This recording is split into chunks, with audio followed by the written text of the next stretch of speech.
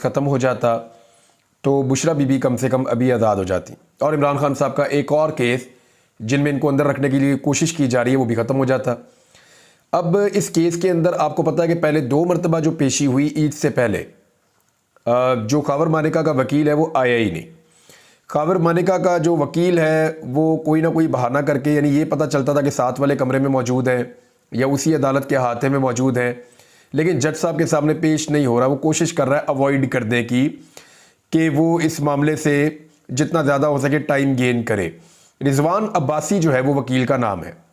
अच्छा, पहले तो 2 मरतबा आए ही नहीं, अब जब आज आया तो कैसे आया, ये भी बहुत हैरत अंगेज़ कहानी है। यानी बार बार अदालत ने टाइम दिया, इसके बावजूद वकील नहीं आ रहा था।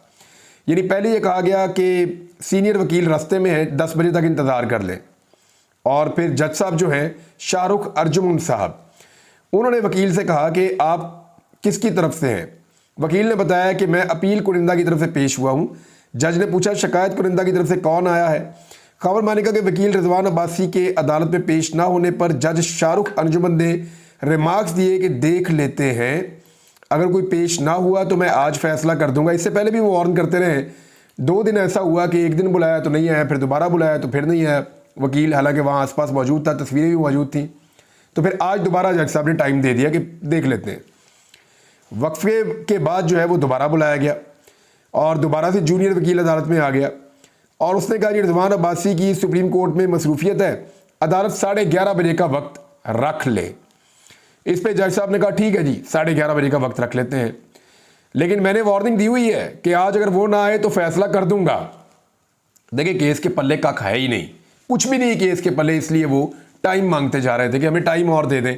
अगर जज साहब वकील ना आता तो जज साहब को आज फैसला देना पड़ जाता, क्योंकि जज साहब ने पहले भी ये कहा था, 2 वार्निंग ऑलरेडी हो चुकी थी और जज साहब ये कह चुके थे कि जनाब अब हम फैसला दे देंगे अगर वकील ना आया तो आज के दिन में ये डिले क्यों हो रहा था, जो मुझे समझ आती है, जो मैंने मुख्तलिफ अदालतों को कवर करने वाले रिपोर्टर से बात की है तो उन्होंने बताया कि एक्चुअली अगर ये वकील सुबह सुबह आ जाता या 8 बजे 9 बजे अपने टाइम पे आ जाता तो सारा दिन मौजूद रहता और 4 घंटे 3 घंटे वो दलाइल देने से ऊपर जा ही नहीं सकता था। वो बहुत भी खींचता तो 1-1.5 घंटा दलाइल दे देता इस केस के ऊपर, और जब पाकिस्तान तहरीक इंसाफ इसको कंक्लूड करती तो जज को आज फैसला देना पड़ जाता। तो ऐसी सूरत के अंदर ये केस खत्म हो जाता। तो हुआ ये कि वो मैक्सिमम अदालत का टाइम ख़त्म करने की ऐसा लगता है कि कोशिश की जा रही थी। 11:30 बजे का टाइम दिया, फिर दोबारा अदालत लगी। सलमान अकरम राजा और बुशरा बीबी के वकील, इमरान खान साहब के और बुशरा बीबी के वकील दोनों पेश हो गए और पीटीआई रहनुमा उमर अयूब और खालिद खुर्शीद भी अदालत में पहुंच गए, दीगर कुछ और लोग भी पहुंचे। अब एक मरतबा फिर, यानी 2 मरतबा हो गया, आज के दिन में तीसरी मरतबा फिर रिजवान अब्बासी साहब अदालत में नहीं आए। फिर वकील आ गया जूनियर, उसने आकर कहा कि रिजवान अब्बासी सुप्रीम कोर्ट में मसरूफ है, 1 बजे का टाइम दे दें दोबारा।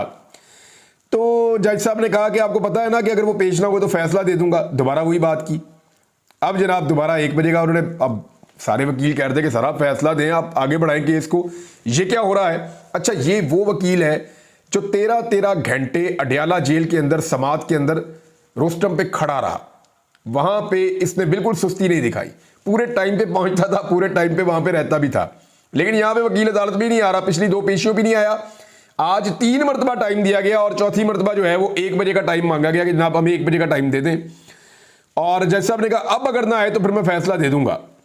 इस पर सलमान अकरम राजा ने कहा कि ईद गुजर गई है, सुप्रीम कोर्ट में हमारे भी केसेस होते हैं, हमने भी जाना होता है।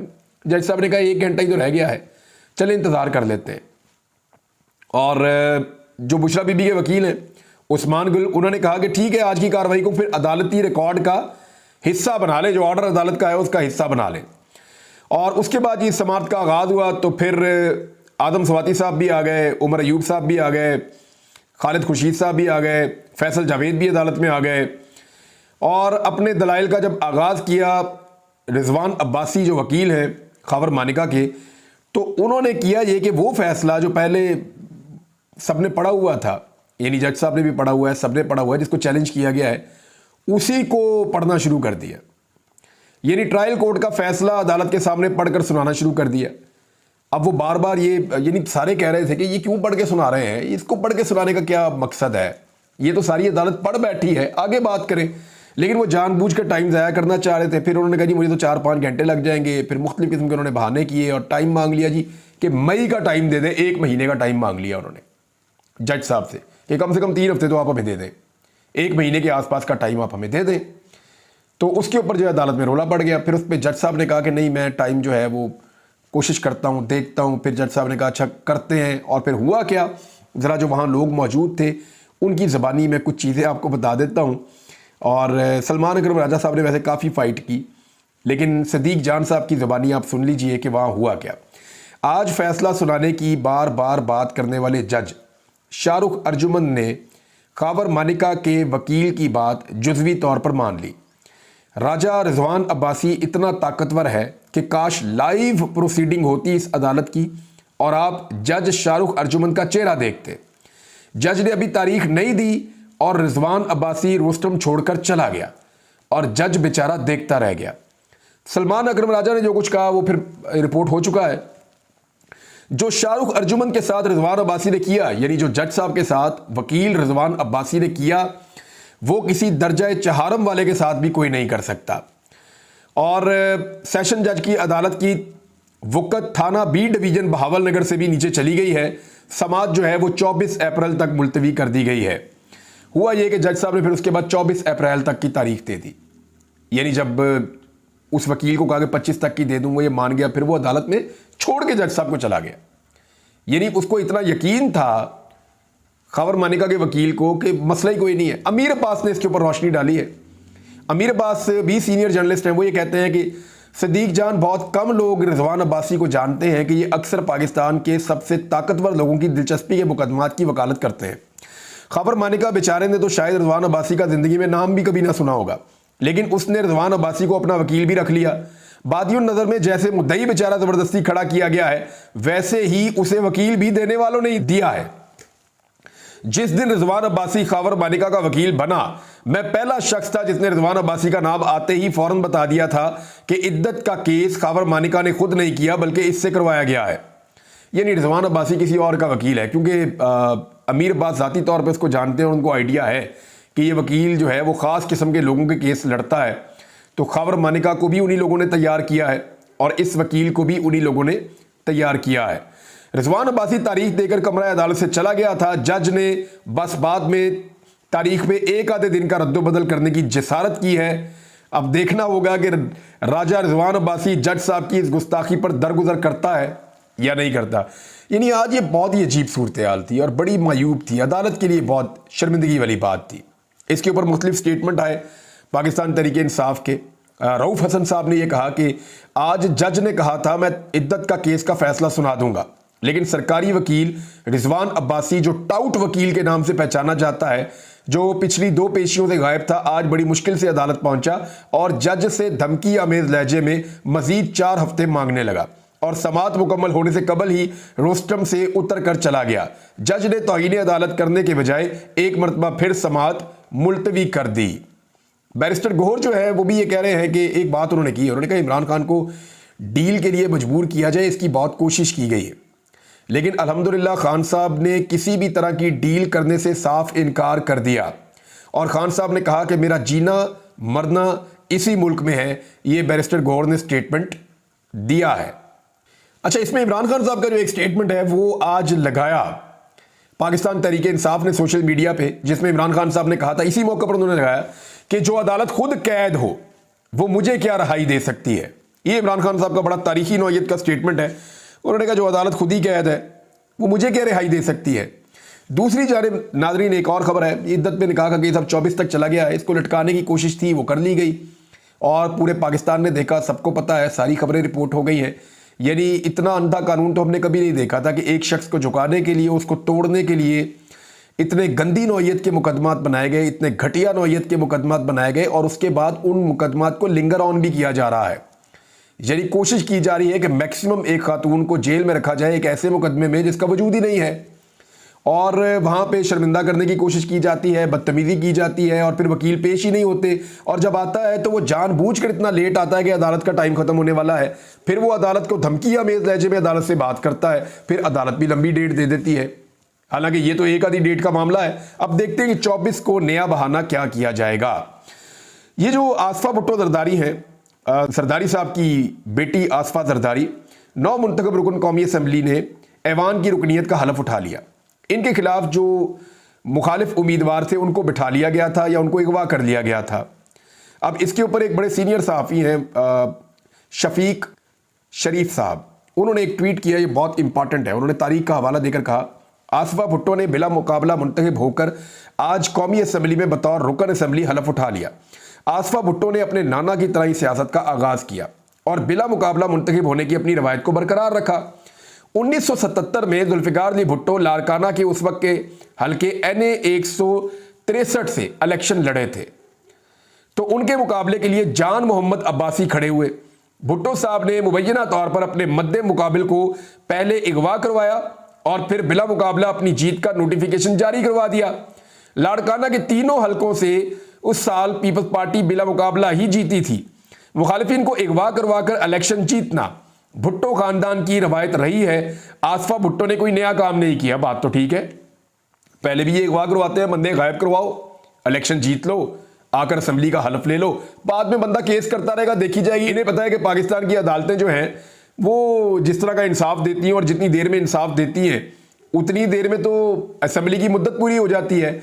मुझे शेख रुहेल असगर ने कहा कि मैंने अपील की हुई थी और मैं ट्रिब्यूनल में चला गया और अदालत में केस चलता रहा, अगला इलेक्शन आ गया और मुझे जो पिछले इलेक्शन का इंसाफ है वो नहीं मिला, तो फिर मैंने केस छोड़ के अगले इलेक्शन के ऊपर जो है वो तवज्जो शुरू कर दी कि अगला इलेक्शन देखेंगे अब आगे क्या होगा।